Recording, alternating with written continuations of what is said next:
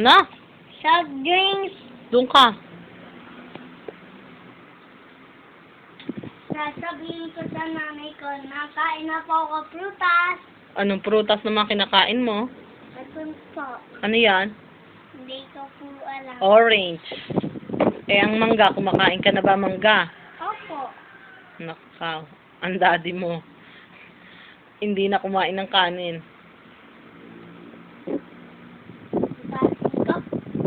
Ikaw, basta kainin mo lang.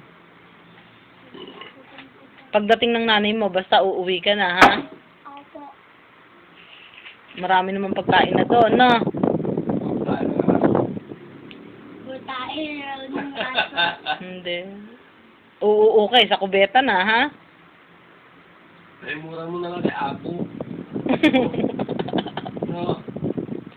Sabi mo, Abo, tutuwad ako, dilaan mo. Ganyan, oh. Ganyan ka, mali.